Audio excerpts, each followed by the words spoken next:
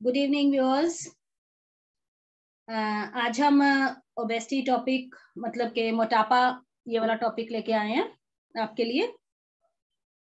अक्सर हमारे इंडिया में तो मोटापे को लेके लोग बहुत परेशान रहते हैं। लेडीज भी और जेंट्स भी दोनों का ही इशू रहता है। आजकल तो छोटे बच्चों में भी मोटापा बहुत ही कॉमन हो चुका है ना।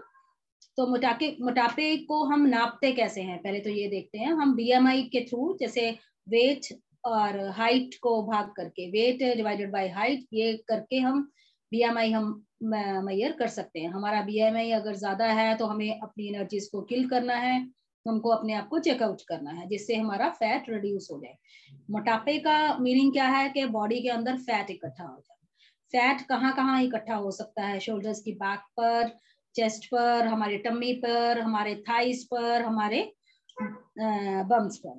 अलग अलग बॉडी के पार्ट्स पर फैट इकट्ठा होता है, जहाँ पे हमारे डिसफिगर हमारी बॉडी भी रहती है, हमारा कॉन्फिडेंस जो हम लूज करते हैं, या हमारे कुछ और इश्यूज भी लाइफ में आने लगते हैं, और कुछ बीमारियां भी मोटापे की वजह से नई नई बॉडी में लगना शुरू हो जाती हैं।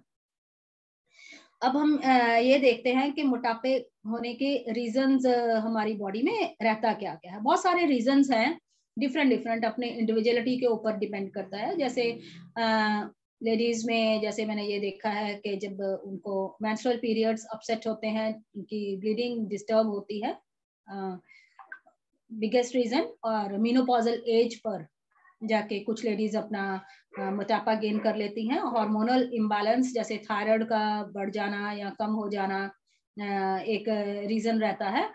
पीसीओडी में हम देखते हैं कि लड़कियां, हमारी बच्चियां या लेडीज हमारा मोटापा गेन कर लेती हैं। इसके अलावा हमारा आजकल जैसे खान पीन है वो बिल्कुल भी सही नहीं है। हम लोग जंक फूड पर ज्यादा वजन देते हैं कि हम बाहर का खाना खा लें। हमारी जो जितनी भी हम बाहर जाते हैं, घूमते फिरते हैं, तो हम घर का खाना तो आजकल लेके ही नहीं जाते ना अपने साथ, हम बाहर का खाना खाते हैं। और बाहर भी हम जंक फूड में ज्यादा बिलीव करते हैं, मैदे वाला जो फूड है ज्यादा खा रहे हैं, और फ्राइड आइटम्स को, हमारे इंडियंस फ्राइड को बहुत ही तवज्जो देते हैं। तो वो जितना हम खा रहे हैं उतना हम एक्सरसाइज नहीं करते हैं, हम उसको बैलेंस बॉडी में बिल्कुल नहीं करते हैं। तो उससे क्या हो रहा है कि बॉडी जो है एकमुलेट कर रही है फैट को। तो उससे क्या आ रहा है कि जब फैट एकमुलेट होता रहता है बॉडी पर, तो हमारे बॉडी के अंदर मोटापा दिखता है, जो हमें डिसफिगर भी करता है, जिससे हम कॉन्फिडेंस भी हम लूज कर रहे होते हैं। ठीक है।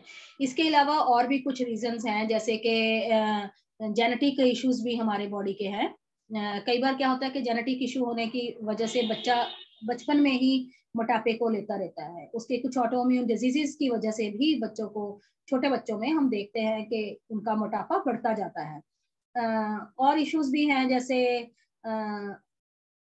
एक्सरसाइज हम नहीं करते आजकल। जैसे 2 साल से तो हम पेशेंट्स में मैं देख ही रही हूँ कि जैसे वो ऑनलाइन क्लासेस हो गई हैं, तो घर पे भी बैठते हैं, घर के चारदीवारी में। हम कोविड के इश्यूज की वजह से हम घर में हैं, बाहर नहीं घूम रहे हैं, हमारी एक्टिविटीज ही नहीं है बॉडी की। तो हमने अपनी एनर्जीज को किल भी कहाँ करना है, फैट बर्न कैसे करना है? घर के अंदर उतनी एक्सरसाइजेज नहीं होती हैं, उतनी एक्टिविटी नहीं है। ठीक है। वो भी एक बिगेस्ट रीजन है कि जब हमारी बॉडी एक्टिव ही नहीं रह रही है, हम कोई एक्सरसाइज नहीं कर रहे हैं, बॉडी एक्टिव नहीं है, कोई गेम नहीं है, कोई वॉक नहीं है, कोई जिमिंग नहीं है, तो कैसे हम अपनी कैलोरीज को बर्न करें? तो कैलोरीज हमारी प्लस प्लस प्लस होती जाती हैं। और ये कोविड में तो लोगों ने घर में ही, अपने घर, हर घर में एक हलवाई था बैठा हुआ घर में, बहुत खाने तरह तरह के बना के खाए हैं, लोगों को खिलाए हैं, है ना। डिशेज हमने पास ऑन करी हैं कोविड में। तो कैसे हम सोच सकते हैं कि हमारा बॉडी का जो स्ट्रक्चर है वो सही रहा होगा? तो इसके अब देखते हैं कि इसके और मोटापे होने की वजह से हमें रहता क्या क्या है, तकलीफ क्या क्या आ रही है। सबसे बड़ा तो मैं ये देख रही हूँ, जब हम मोटे होते हैं तो हमारा क्या आता है कि हम अपनी वर्किंग में ध्यान नहीं दे सकते। जैसे भाग दौड़ करना, टहलना, वो इजी नहीं है। हमारी कुछ वर्किंग्स में इश्यूज आने लग जाते हैं जो हम इजी कर सकते हैं, और मोटापे की वजह से इजीली नहीं कर पाते हैं। हमारा जो जोड़ों का दर्द है और हमारे जो जॉइंट्स हैं, उसमें हम देखते हैं कि इश्यूज आने लगते हैं। वो जितना इजीली हम जब पतले होते हैं, थिन होते हैं, उसमें हम खुलते हैं। मोटापा आने की वजह से वो जॉइंट्स हमारे इजीली नहीं ओपन हो पाते, उसमें इश्यूज रहते ही हैं। बीपी का बढ़ना, है ना, और ये क्या कहते हैं, sugar, BP, hormonal imbalance, PCOD हो जाना, और पीरियड्स अपसेट हो जाने गर्ल्स में, कोलेस्ट्रॉल का बढ़ जाना, बहुत सारे ऐसे, गठिया हो जाना, थकावट रहनी, नींद का प्रॉपर ना आना, ये सब इसके हमारे सिम्टम्स हमें दिखने लगते हैं मोटापे की वजह से। और हम लेजी भी हो जाते हैं, हमें जब हमें डिफिकल्टी आती है हमारी वर्किंग में, तो हम उसको लेट गो करते हैं कि चलो छोड़ो, क्या करना है, ऐसे ही हो जाएगा काम। तो वो सारे रीजंस रहते हैं। अब इसमें देखते हैं इसके बच कैसे सकते हैं, हम मोटापे को कवर अप कैसे करना है। नियमित खाना खाना है, ढंग से खाना है, हमें वो चीजें नहीं खानी है जिससे हमारा मोटापा आता है। वो चीजें कौन सी है जो नहीं खानी है अकॉर्डिंग टू योर हेल्थ। हर मोटे इंसान के लिए, हर ओबीज पर्सन के लिए एक जैसी डाइट नहीं होगी। अगर आपकी ओबेसिटी के साथ आपको पीसीओडी है, तो आपकी डाइट में वो चीजें होनी चाहिए जो आपके पीसीओडी को भी कंट्रोल करे। अगर हमारा मोटापा हमारा कोलेस्ट्रॉल लेवल बढ़ाता है, हाई बीपी बढ़ाता है, तो हमें वो चीजें नहीं खानी है जिसकी वजह से हमारा ब्लड प्रेशर बढ़ता है। जैसे कि तला हुआ मत खाइए, नमक ज्यादा मत लीजिए, है ना। ऐसे ही हमारा मोटापे के साथ हमारा बॉडी इशू कौन सा आ रहा है उस पर ध्यान देना है, और उसी के हिसाब से हमको डाइट लेनी है। ऐसे ही सेम एक्सरसाइजेस, जैसे जोड़ों का दर्द है जिनको, वो एक्सरसाइज में स्किपिंग नहीं कर सकते, है ना, वो रनिंग नहीं करेंगे, उनके लिए वॉक ठीक है, उनके लिए स्लो एक्सरसाइजेस ही ठीक रहेंगी। अगर किसी को हाई ब्लड प्रेशर है, उनका कोलेस्ट्रॉल बढ़ रहा है, उनका हार्ट इश्यूज आ गए हैं, तो हम उनको वॉकिंग बताते हैं, स्लो वॉकिंग। हम उनको जॉगिंग नहीं बताते ना, हम उनको हैवी एक्सरसाइजेस नहीं रिकमेंड कर सकते। तो अकॉर्डिंग टू योर कॉज आपके मोटापे के साथ मैच करना है, फिर अपनी एक्सरसाइजेस एंड अपनी डाइट फिक्स करनी होती है। और इसको हम डाइटिशियन से भी करवा सकते हैं कि डाइटिशियन आपको रिकमेंड क्या करता है। डाइटिशियन आपको फोकस करेगा छोटी छोटी चीजों के ऊपर कि इतने ग्राम ये, इतने ग्राम ये, इतना ये लेना है, इतनी देर बाद ये लेना है। डाइटिशियन आपको प्रॉपर हेल्प कर सकता है, नहीं तो आप खुद भी इसको जा सकते हैं। ठीक है जी। इसके अलावा कुछ और चीजें भी रहती हैं हमारी,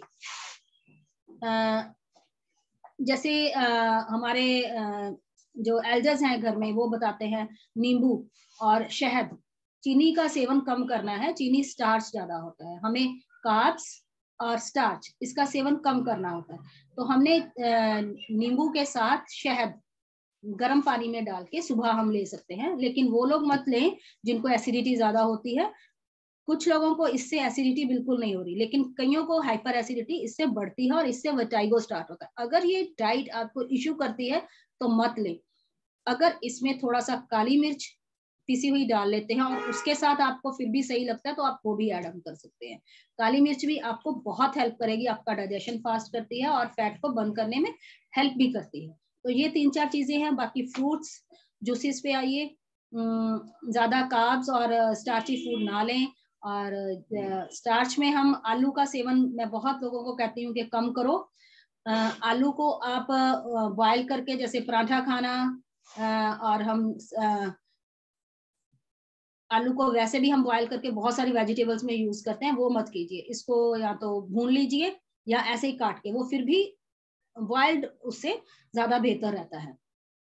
होम्योपैथी लास्ट में हम एज ए होम्योपैथ मैं उस पर आपको बता रही हूँ कुछ मेडिसिन। कल्केरिया है, phytolacca, fucus, piper, nux vomica, ammonium mur, lycopodium, according to your symptom और बॉडी फैट आपका कहाँ पर है ज्यादा, उसके अकॉर्डिंग ही आपको मेडिसिन सिलेक्ट करनी होती है हमको। और खास करके जो मैं मेडिसिन देती हूँ फाइटो एंड फ्यूकस टिंचर में विद योर रिकमेंडेड, और जो आपकी बेसलाइन आती है उसके साथ ये टिंचर्स मैं खास करके रेफर पेशेंट्स को करती हूँ। और व्यूअर्स रिक्वेस्ट यही है कि खुद से मत लीजिए, सिलेक्ट मत करना अपनी रेमेडी, अपने डॉक्टर से, या फिर आप मेरा स्क्रीन के नीचे ये नंबर आ रहा है, you can call me any time, you can message me, WhatsApp कर सकते हैं। My number is 9814966919। Thank you for today. Next time फिर मिलते हैं एक नए टॉपिक के साथ। Till then bye bye.